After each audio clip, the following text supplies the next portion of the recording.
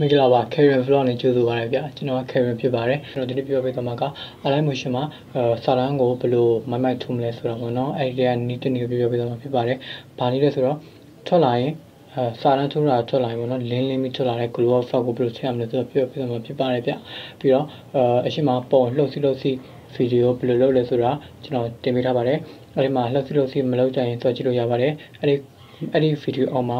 အကိုတယောက်ကဗီဒီယိုဘယ်လိုစစ်လဲဆိုတာမေးထားတဲ့အတွက်ကျွန်တော်စစ်တာလေးပါထည့်ပေးသွားပါမယ်ကိုမသိတာရှိရင်ကျွန်တော်ကိုမမဝင်ပြီးသွားနိုင်ပါတယ်ကျွန်တော်နောက်ကြည့်လို့ရကြရင်အကိုရောမမသိတာတွေကိုကျွန်တော်ကလုပ်ပြပေးသွားမှာဖြစ်ပါတယ်ပေါ့နော်နောက်ကြရင်လည်းဒီ Alight motion မှာမဟုတ်ဘူးတခြား application အသုံးပြုပုံတွေဘယ်လိုလုပ်ရလဲဆိုတာတွေသိချင်တယ် comment မှာတင်ပေးပါဦးလို့ပြောရင်ကျွန်တော်ကအဲ့ဒီ application ကိုသေချာလေ့လာပြီးမှအကိုတို့အသုံးပြုရတာလွယ်ကူအောင်ရှင်းလင်းလေးကျွန်တော်ပြန်ပြီးတော့ tutorial လေးတွေပြန်လုပ်ပေးသွားမှာဖြစ်ပါတယ်ဗျအရင်ဆုံးကျွန်တော်ရဲ့ channel ကို subscribe လုပ်ပေးပါအောင်ဗျဒီမှာက